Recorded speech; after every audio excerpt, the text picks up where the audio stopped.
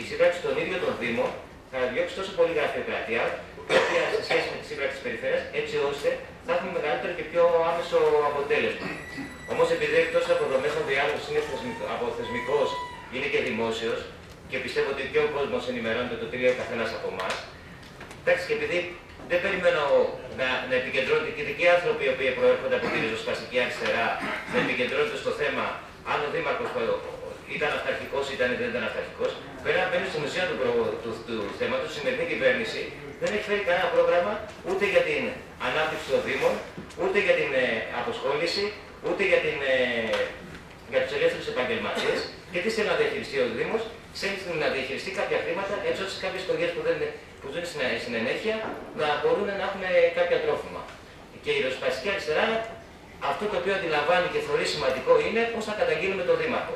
Εγώ προτείνω πρώτα να καταγγείλετε την ανυπαρξία και την ανικανότητα του Υπουργείου, να καταγγείλετε την κεντρική εξουσία η οποία δεν εμπιστεύεται τους Δήμους, δεν ζητάει την άποψη των Δήμων, δεν έρχεται κοντά στους Δήμους έτσι να μπορέσει να δει πώς θα μπορέσει αυτή η πόλη επιτέλους να δημιουργήσει και από νεκρές πόλεις οι οποίες θα ψάχνουν να βρουν τρόπο να ταΐσουν τους ανέργους τους, να γίνουν επιτέλους δημιουργικές πόλεις.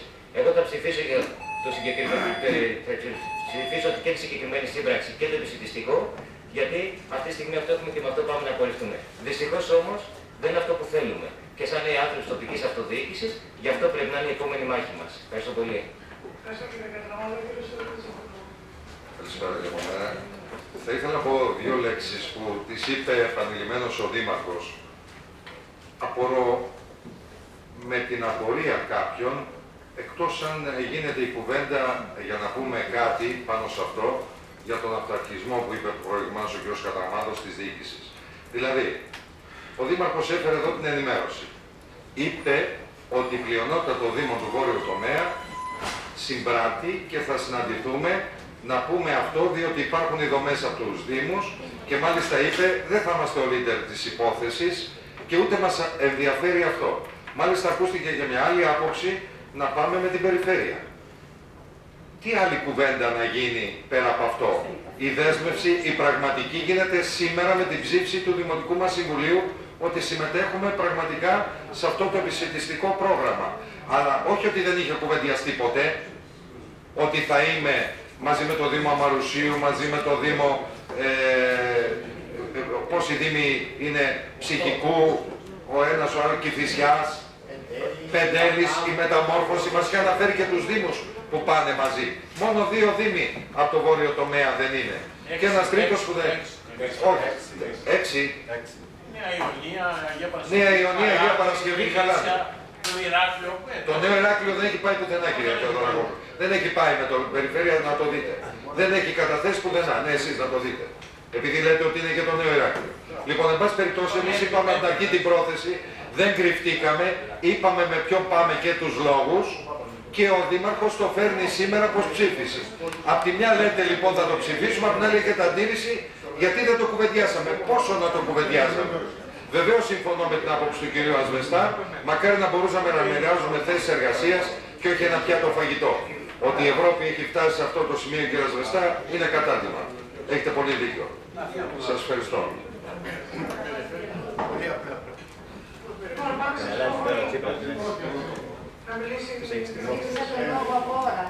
Ζήτησα πριν τον κύριο Πανταζή τον λόγο.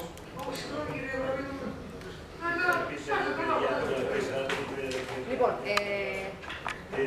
εδώ τώρα παίρνει κι άλλο δίλημμα με τη Δούρου ή με τον κύριο Πατούλη. Παίρνει και ένα, δεν ξέρω, εγώ αυτό αρχίζω και καταλαβαίνω. Δηλαδή, δεν φτάνει στην γιαγιά για τη διακλάματα η πρόταση που κάνει ο Υπουργός.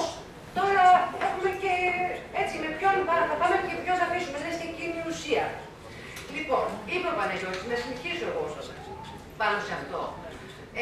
Μιλάμε για ακραία φτώχεια. Ακραία φτώχεια σημαίνει ούτε ζω ούτε πεθαίνω όταν τη διαχειρίζομαι με τον τρόπο που αναφέρει η πρόταση, η πρόσκληση η οποία έρχεται από την Υπουργό. Μιλάμε για 27% επίσημα το ποσοστό της ανεργίας, δηλαδή 1.700.000 άνθρωποι. Στατιστικά στοιχεία αποδεκτά λένε ότι πάνω από 3 εκατομμύρια συμπατριώτες μας ζουν κάτω από το όριο φτώχειας και έρχεται ένα ποσό το οποίο είναι εξευτελιστικό για του χρόνου 105 εκατομμύρια.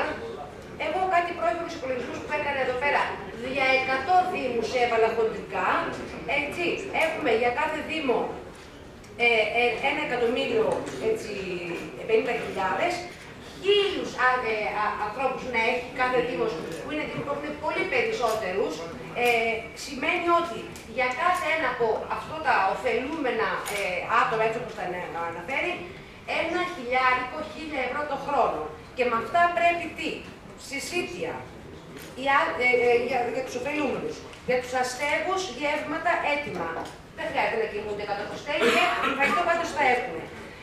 Σύντηση για τους μαθητές, προσωπική υγιεινή, ρουχισμός, βρετικά παιδικά είδη. Παρακάτω στα συνοδευτικά, εκεί αρχίζει η πολυτέλεια.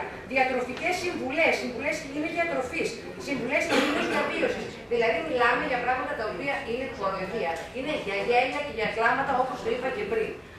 Όμως, ενώ υπάρχουν από τη μία άνθρωποι οι οποίοι από νοικοκύριδες που ήταν και αξιοπρεπείς άνθρωποι, έτσι γίνανε έτσι όπως γίνανε και περιμένουν την ελεημοσύνη ουσιαστικά, γιατί η ελεημοσύνη μιλάμε, συγχρόνως υπάρχουν 500 οικογένειες, το κατευθύνει της ομάδας στο Δήμα, 500.000 οικογένειες στην Ελλάδα, οι οποίες μέσα στην κρίση αυξήσανε τα χέρια τους κατά 2 δισεκατομμύρια. Κάντε τις διαιρέσεις αντίστοιχες. Πόσα λέει να έχει πια η κάθε οικογένεια αυτού. Έτσι. Η δυσαναλογία είναι ορατή. Από την άλλη, αυτή η ευαισθησία της Ευρωπαϊκής Ένωσης μου θυμίζει αυτό που λέει ο λαός μας πάρα πολύ εύστοχα. Να σε κάψω Γιάννη, να σε ρίξω λάδι. Αυτό το πράγμα είναι. Αυτό το πράγμα και αυτό είναι κοροϊδία. Και παίρνοντας υπόψη τις διαπραγματεύσεις που γίνονται τώρα, η κοροϊδία είναι πιο μεγάλη ακόμα. Θυμηθείτε προεκλογικά η τωρινή κυβέρνηση υπόσχονταν αντιμετώπιση της ακραίας φτώχειας με 1,2 δις, τα οποία είναι 200 εκατομμύρια. Με 200 εκατομμύρια δεν αντιμετωπίζεις ακραία φτώχεια.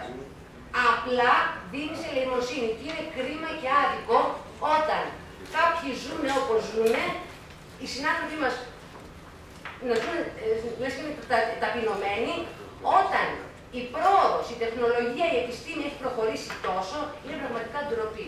Είναι ντροπή. Εγώ, όπως και ο Παναγιώτης, λευκό, όχι επειδή δεν καταλαβαίνουμε την ανάγκη που υπάρχει, οι άνθρωποι, οι συνάνθρωποι μας, έστω και έτσι, αλλά πραγματικά είναι ψίχουλα, είναι νοημοσύνη, είναι ντροπή αυτό το πράγμα. Ευχαριστώ. Ο κύριος Φανταζής. Ευχαριστώ μόνο, κυρία Πρόεδρε. Η ενημέρωση πράγματι έγινε, σας ζητώ συγγνώμη για τη φωνή μου, η ενημέρωση πράγματι έγινε από τον κύριο Δήμαρχο και από την τοποθέτησή του φάνηκε ότι πράγματι εμείς προτιμούσαμε όσοι δείτε το Μαρούσι. Αφού άλλος ενδιαφερόμενος Δήμος δεν υπήρχε και ούτε υπάρχει. Αυτό ζητούσε από ό,τι φαίνεται την πρόθεση και του Υπουργείου και με την πρόθεση των Δημάρχων βγήκε το ΦΕΚ. Τώρα πώς ζητά αυτό το ΦΕΚ να επιβεβαιώσουμε με την καινούργια απόφασή μας εμείς, δύσκολο το καταλαβαίνω πράγματι, αυτό μας δυσκολεύει όλους και γι' αυτό πράγματι έχουμε αυτή τη στάση, πιστεύω. Ευχαριστώ. Ευχαριστώ κύριε Φανταζή. Θέλει κάποια δευτερολογία. Ο κύριος Κωνσταντίνος και κύριε Φανταζή.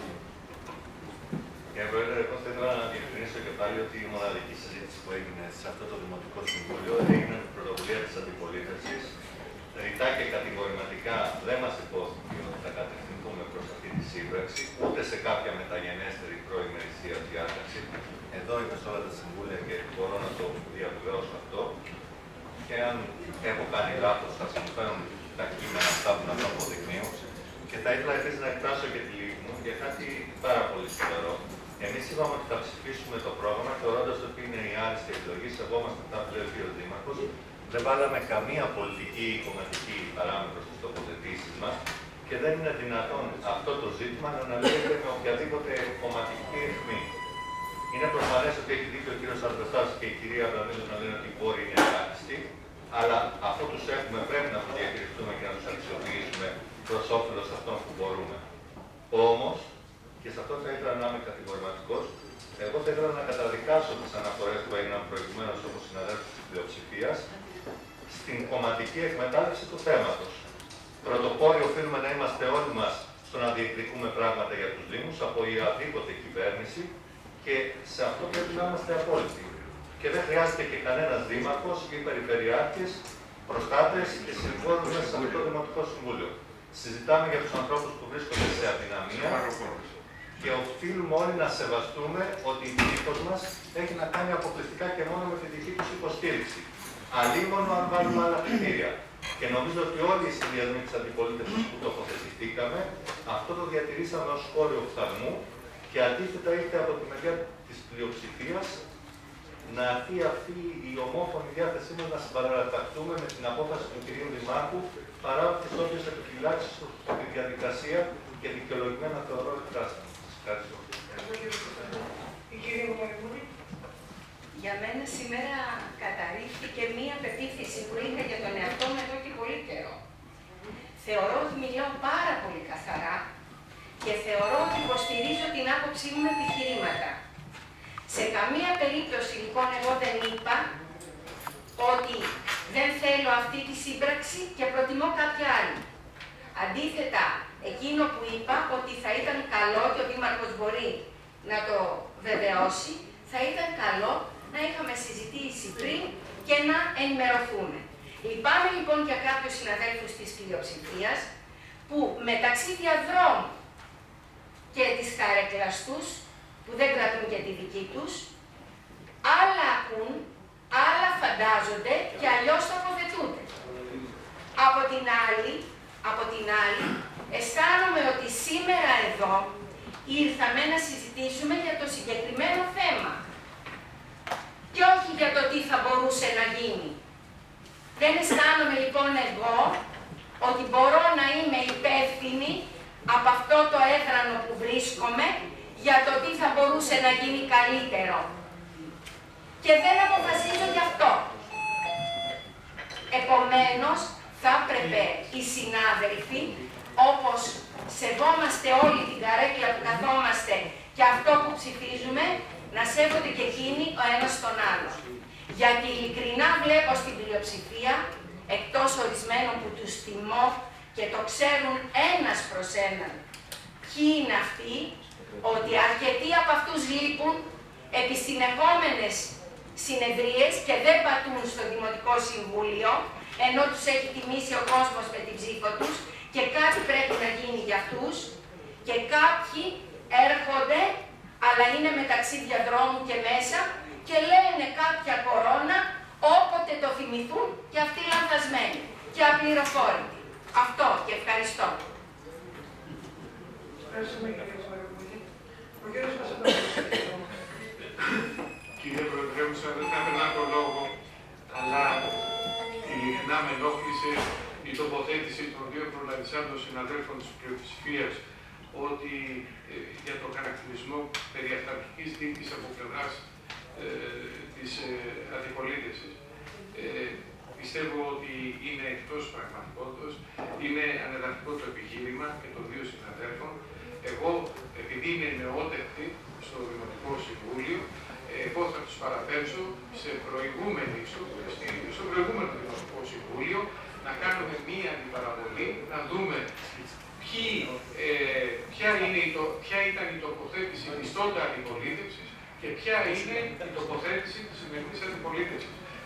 Πόσες φορές έχουμε ψηφίσει τις προτάσεις και τα θέματα που έχει φέρει η πλειοψηφία και πόσες φορές η προηγούμενη αντιπολίτευση, άρα δεν μπορεί να ακούγονται εδώ επιχειρήματα ότι η αντιπολίτευση μιλάει για μια κακή δημοτική αρχή, για μια αυταρχική διοίκηση κλπ.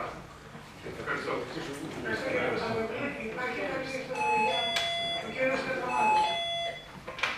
Αντιλαμβάνομαι ότι σίγουρα για πάρα πολλούς συναδέλφους και κάποιους συναδέλφους είναι πάρα πολύ δύσκολο να αντιληφθούν τον νέο και διαφορετικό τρόπο σκέψης ο οποίος πρέπει να επικρατήσει μέσα στην τοπική αυτοδιοίκηση. Ο νέος τρόπος σκέψης μέσα στην τοπική αυτοδιοίκηση δεν πρέπει να αφήνει αυτός που θέλει κεντρική εξουσία, έναν ανόητο διαχειριστικό ρόλο μέσα κάτω από συγκεκριμένους νόμους και στενά πλαίσια, αλλά ένας καινούργιος δημιουργικός ρόλος, ο οποίος η τοπική αυτοδιοίκηση θα είναι πρωταγωνιστής. Και αν μπορέσουμε να το καταλάβουμε το θεσμικό μας ρόλο, ο νέος θεσμικός ρόλος πρέπει να διεκδικήσουμε, πρέπει να είμαστε πρωταγωνιστές, τότε και οι συμπολίτες μας, οι άνθρωποι με τους οποίους ζούμε στην ίδια πόλη, θα είναι και αυτοί οι πρωταγωνιστές. Τώρα από εκεί και πέρα για μαθήματα σεβασμού κλπ. Μερικά πράγματα είναι αυταποδέκτα μέσα από τα λεγόμενα του καθενός. Δεν χρειάζεται εγώ ούτε να κάνω το προφέσορα ούτε το καθηγητή. Αυτό όμως που χρειάζεται όμως ο καθένας να διαχωρίζει και την πολιτική του θέση, γιατί πάνω απ' όλα έχουμε πολιτική τοποθέτηση και όταν λέμε συγκεκριμένα πράγματα πρέπει να δίνονται και συγκεκριμένες απαντήσεις. Σας ευχαριστώ. Είμαστε Δημοτικό Συμβούλιο όμως, και αυτό πρέπει να το προσέχουμε. Υπάρχει κάποιος άλλος που θέλει να... Όχι. Λοιπόν, θα σας πω τι αποφασίζουμε σήμερα μετά από όλα αυτά. Αποφασίζει τώρα το Συμβούλιο. Εγκρίνει την υπογραφή πρωτοκόλλου συνεργασίας με τους κοινωνικούς εταίρους της σύμπραξης Περιφερειακής Ενότητας Βορείου Τομέα με επικεφαλής εταίρο το Δήμο Μαρουσίου. Αυτό είναι το ένα. Το 2. Ορίζει πρόσωπο επικοινωνίας για την υλοποίηση της δράσης της Σταματούλα Τράνακα, προϊσταμένης του Τμήματος Κοινωνικής Προστασίας, Παιδείας και Πολιτισμού. 3. Εξοδοτεί το Δήμαρχο Λυκόβρησης Πέρκης για την υπογραφή του πρωτοκόλλου συνεργασίας. Αυτά τα 3 κομμάτια αποφασίζουν. Είναι κυρία Τράνακα.